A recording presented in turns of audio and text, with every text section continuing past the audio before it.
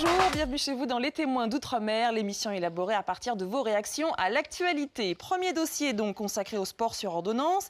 Il est entré en vigueur le 1er mars dernier. Peuvent en bénéficier les patients atteints d'une affection de longue durée comme certains diabètes, l'insuffisance cardiaque grave, la sclérose en plaques ou certains cancers. Une trentaine de maladies sont concernées. Mais qui prescrit, qui pratique et pour quels bénéfices? C'est ce qu'on va essayer de comprendre, ce qu'on va comprendre avec nos invités. Merci beaucoup à tous les deux d'avoir accepté notre invitation. Jean-Marc Descotes, vous êtes un ancien sportif de haut niveau, champion de karaté. Vous enseignez toujours, vous êtes professeur? Oui, toujours. Ouais. Et surtout, vous êtes le cofondateur et le directeur général de la CAMI Sport et Cancer. Donc c'est une fédération qui existe depuis l'an 2000 et qui a pour objectif... Et qui propose en fait des programmes de thérapie sportive aux patients en cancérologie, hématologie et oncopédiatrie en traitement et touchés par un cancer. D'accord, donc vous travaillez en collaboration étroite avec les médecins. D'ailleurs, l'autre cofondateur, c'est un cancérologue, c'est le docteur Thierry Bouillet. Oui, c'est ça. Grégory Hanoa, merci d'être parmi nous. Vous êtes coach sportif en Guadeloupe. Vous possédez un complexe de remise en forme personnalisé à Pointe-à-Pitre. On vous a attrapé au cours d'un séjour en Europe. Et dans ce que je viens de dire, le mot important, c'est personnalisé. C'est-à-dire, qu'est-ce qui se passe dans votre complexe sportif? Alors, ce qui se passe, c'est qu'on reçoit... tout type de clients, qu'ils aient des affections de longue durée ou pas. Mais nous prenons le temps de nous intéresser à l'histoire de ces personnes pour leur proposer une activité et une prise en charge qui soit en adéquation avec leur histoire sportive et leur histoire médicale, je dirais, si ces personnes ont des maladies, des affections de longue durée particulières. Donc pour pouvoir orienter au mieux cette prise en charge. D'accord, et adapter parfaitement l'activité physique à leurs besoins, c'est ce qu'on va voir dans le cours de toute l'émission. Aujourd'hui, on estime à 10 millions le nombre de patients soignés en France pour une ALD, donc une affection de longue durée. Et parmi elles, en voici 3 qui ont témoigné sur eltom.fr depuis la Réunion. Sport sur ordonnance. La ville de Saint-Paul, à La Réunion, est pionnière dans la prescription de sport sur ordonnance. Depuis 2014, une centaine de Réunionnais atteints d'affections longue durée, comme le diabète, la sclérose en plaques ou encore certains cancers, bénéficient de ce dispositif. Les vertus du sport sont incontestables, comme nous l'expliquent Régine, Dario et Fabienne. Il y a 8 ans, j'ai eu un cancer. Je suis guérie, mais j'ai de lourdes conséquences au niveau pulmonaire. Et du coup, le sport sur ordonnance me permet d'avoir une activité avec des encadrants, une activité adaptée à mon état de santé. Et du coup, ça me permet de bouger, de rencontrer des gens et de garder la forme. J'ai bien vu qu'au niveau des genoux déjà, j'arrivais nettement mieux à les bouger. Et au niveau des cervicales, il y a une nette amélioration, notamment au niveau de la posture. Avant, j'étais très avachi. Maintenant, voilà, je suis très bien positionné. Je pense que le fait de faire du sport, ça emmène énormément de plus-value au niveau de ma santé. Je suis venue à un sport sur ordonnance parce que je suis atteinte d'une maladie auto-immune. Et je ne peux pas faire énormément de sport ou pas de sport violent. Donc là, je fais du tai chi. Je me sens bien et ça m'apporte un bien-être après. Mais qui dit sport sur ordonnance ne dit toujours pas remboursement par la sécurité sociale.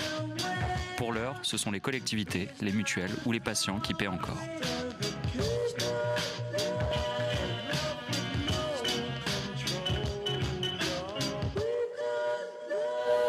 Merci pour ces témoignages. Alors, première question, on va essayer de comprendre dans le principe ce qu'est le sport sur ordonnance. On pourrait se dire au départ, mais le sport, on le dit à longueur de journée, c'est bon pour la santé, pourquoi passer par une ordonnance ? Alors, en fait, la loi sport sur ordonnance, elle avait 2 fonctions. La première, c'était enfin de faire reconnaître la pratique de l'activité physique et sportive dans le champ de la santé. Donc, la bonne nouvelle, c'est que pour la première fois en France et même de manière assez générale au niveau international, on acte le fait qu'une pratique d'activité physique et sportive va avoir une conséquence positive sur des personnes qui sont atteintes de maladies chroniques. D'accord. La deuxième idée qui était derrière ça, c'était d'amener des patients qui sont, on va dire, stabilisés sur le plan médical, à pouvoir, à travers une activité physique, limiter le risque de complications de certaines de ces maladies-là.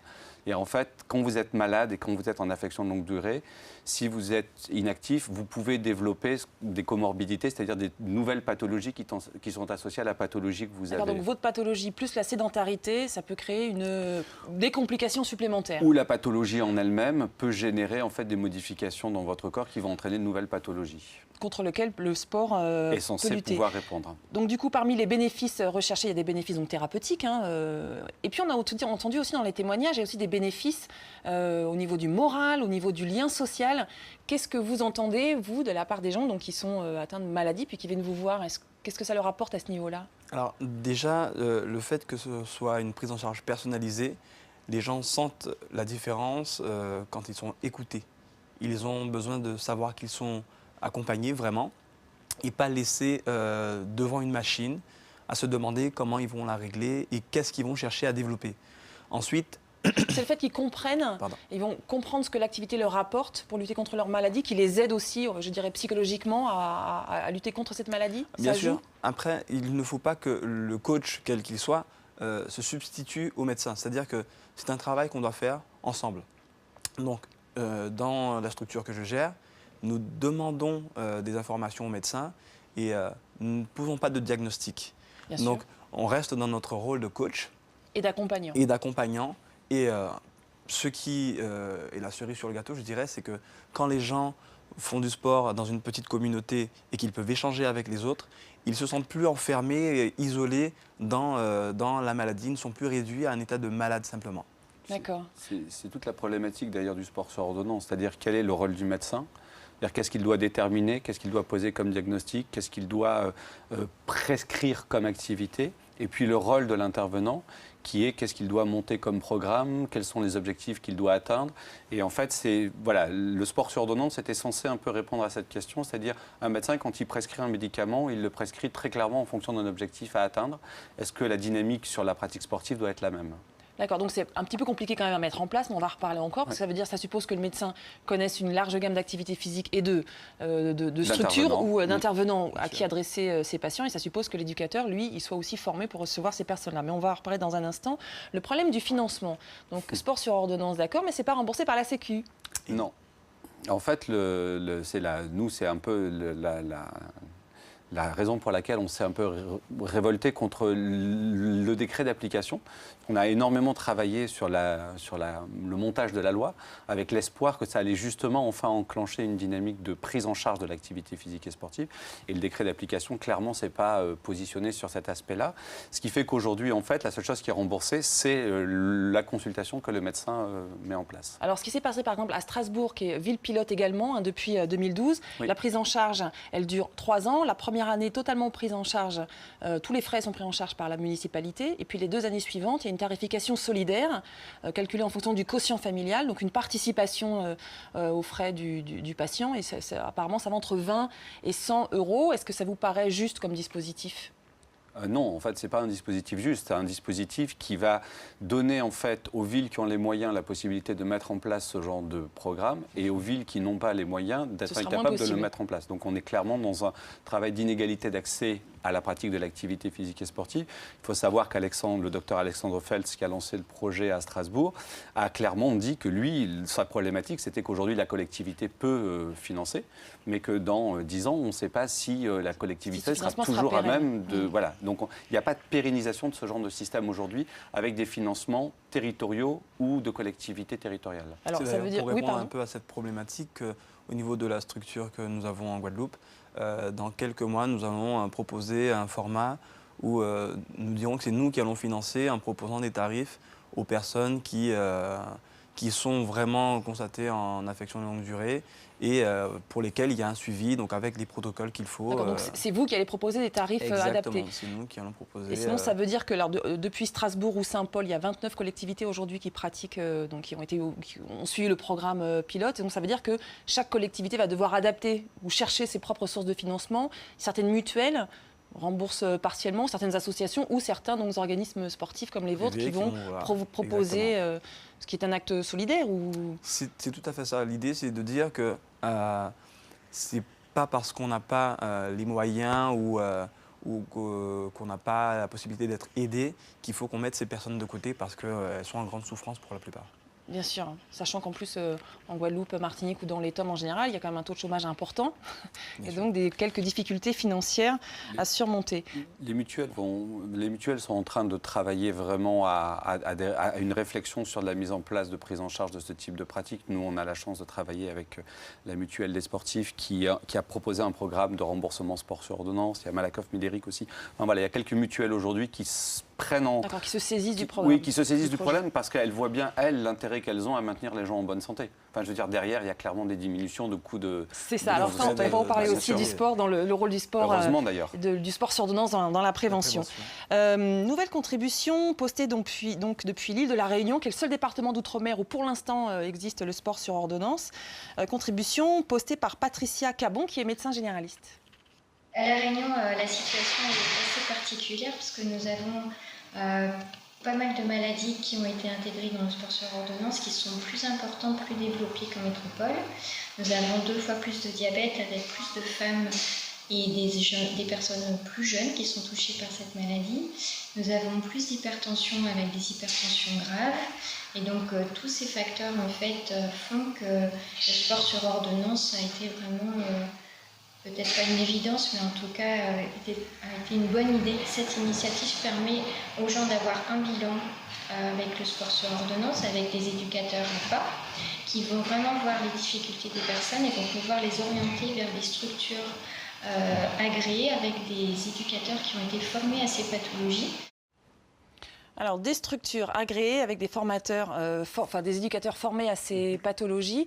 Comment ça va se passer justement? Comment est-ce qu'on fait? De quelles compétences particulières on doit justifier pour pouvoir accompagner une personne souffrant d'une affection de longue durée?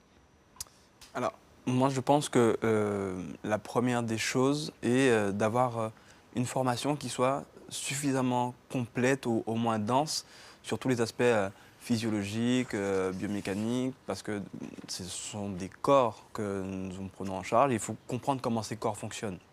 Ensuite, comme je vous disais tout à l'heure, le coach sportif ne va jamais et ne doit pas chercher à se substituer ni à un médecin, ni à un kinésithérapeute. Voilà. Il a son rôle d'accompagnant, de technicien. Donc, il faut qu'il s'en tienne à cette mission. Après, par rapport à ce décret, ce que je trouve intéressant et qui doit, à mon sens, augmenter cette collaboration entre médecins et coachs sportifs, c'est que c'est surtout symbolique. Je ne pense pas que les médecins aient attendu le décret pour pouvoir dire à leurs patients vous devriez faire du sport pour tel problème que vous avez, etc. Donc aujourd'hui, je pense que ça ancre vraiment dans le marbre, je dirais, cette relation qui est nécessaire entre l'univers du sport et le milieu de la santé pour la prise en charge de ces patients. Vous pensez vraiment que c'est uniquement symbolique? Je ne pense pas que ce soit uniquement symbolique, mais c'est-à-dire que pour moi, coach sportif, c'est un symbole fort. C'est-à-dire qu'aujourd'hui, on reconnaît notre profession et ce qu'on a apporté à... Monsieur Descotes, il y a une reconnaissance officielle des bienfaits du sport pour la santé. Alors du coup, pour en revenir à la formation des éducateurs, alors, il y a des filières, sciences et techniques qui existent, les fameuses STAPS. Ouais. Donc, sciences et techniques des activités physiques et sportives. Il y a un diplôme universitaire pour l'enseignement des APA. Alors, il y a beaucoup d'acronymes APA, ce sont les activités physiques adaptées. Donc, est-ce qu'il faudra absolument présenter ce diplôme pour travailler en collaboration, enfin, rentrer dans ce programme sport sur ordonnance? En fait, aujourd'hui, légalement, ce que le décret dit, c'est que vous avez un certain nombre de professionnels de l'activité physique et sportive qui, suivant leur niveau de formation initiale, ont accès à un certain type de patients. Donc en fait, le décret d'application a défini des gens qui ont des limitations sévères, des limitations modérées, une absence de limitation. Et en fonction de ces limitations-là, préconise l'orientation vers des professionnels de santé ou des professionnels de l'activité physique et sportive.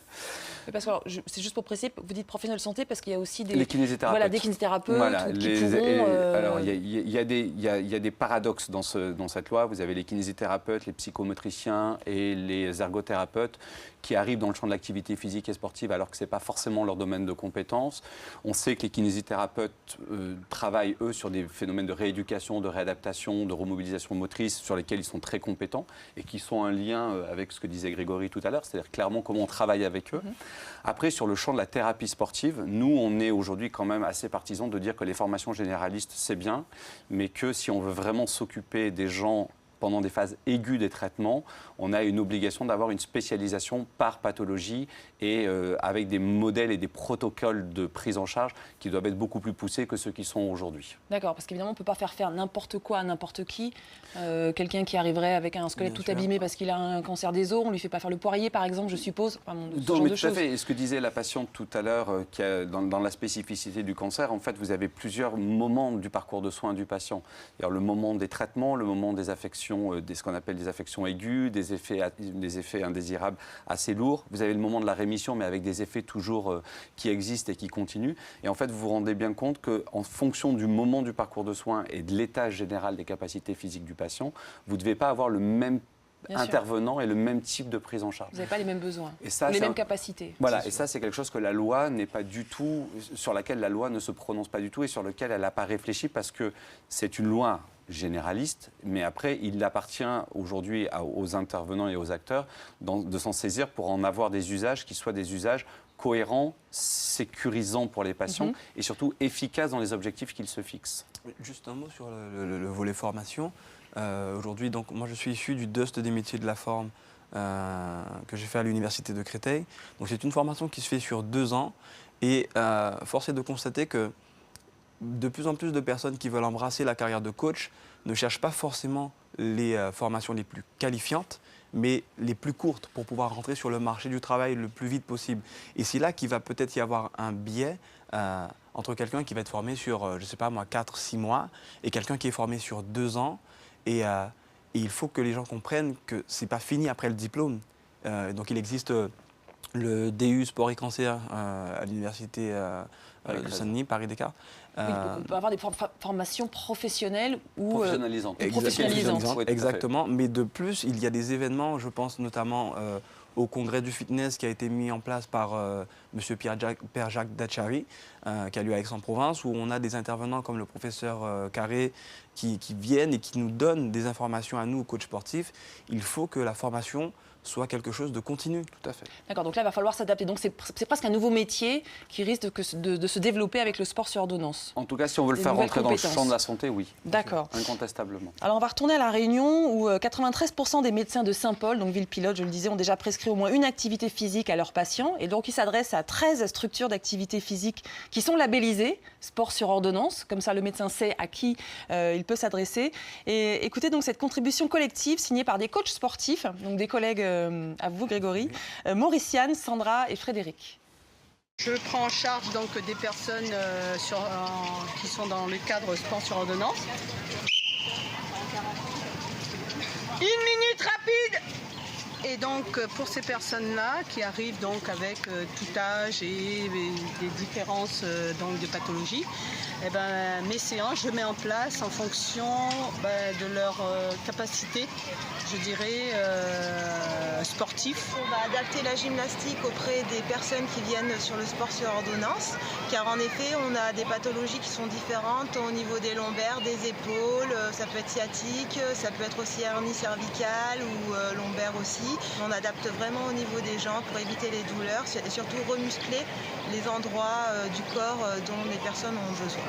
À la sortie, c'est très gratifiant, non seulement pour eux qui repartent à chaque fois plutôt avec la banane, et puis pour moi qui enseigne et qui me rend compte que finalement le travail qu'on produit, il est efficace sur le moyen terme et sur le long terme. Donc je ne peux qu'encourager ce type d'initiative, que ça se poursuive longuement et certainement. Voilà. Alors on a bien vu l'affaire du point de vue des éducateurs et des coachs, mais du point de vue des médecins, c'est compliqué aussi, parce que ça veut dire que pour chaque ALD, affection de longue durée, en fonction de l'étape, enfin du moment où le patient est dans son parcours de soins, va correspondre à une activité physique différente. Alors, oui, vous touchez en fait le cœur du sujet, et c'est ce qui est intéressant. C'est-à-dire qu'en fait, on veut faire rentrer la pratique sportive dans le champ de la santé, mais on a du mal à la définir correctement pour savoir en fait si on la considère comme un médicament ou pas comme un médicament, c'est-à-dire comme une thérapeutique. Pas rentrer dans le champ du médicament, mais une thérapeutique. Mais qui dit thérapeutique dit posologie, dit durée, dit fréquence, dit protocolisation, dit objectif à définir. Et en fait, la question, c'est quand vous prenez un patient, qu'est-ce que vous attendez comme résultat efficient de la pratique que vous proposez par rapport aux patients que vous avez. Et aujourd'hui, on sent bien que c'est compliqué parce que derrière le mot sport, on met beaucoup de choses. Vous avez 3 activités qui sont proposées, c'est 3 activités différentes.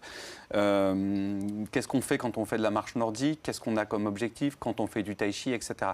Donc, c'est un peu... C'est le médecin qui doit le définir? Moi, à mon avis, ça serait une erreur que le médecin revienne au centre de ce dispositif-là. Ce que le médecin doit garantir, c'est que l'indication qu'il va proposer correspond à la capacité physique du patient à pouvoir être prise en charge.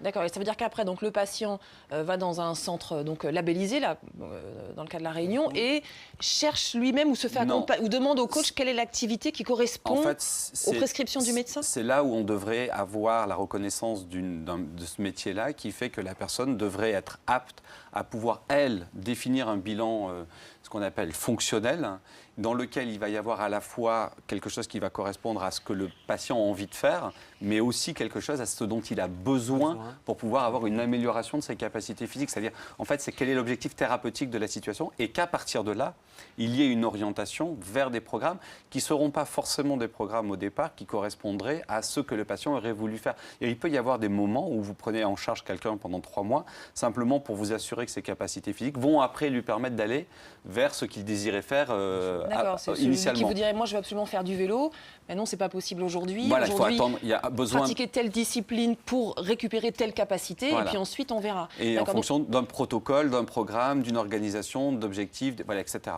Donc le sport sur ordonnance, c'est pas du tout si simple que ça. Pardon ? C'est exactement ce que nous faisons dans le centre que je gère, en fait. C'est que le client ou patient arrive et nous dit, voilà, je voudrais perdre du poids ou bien je suis en traitement pour telle maladie, etc.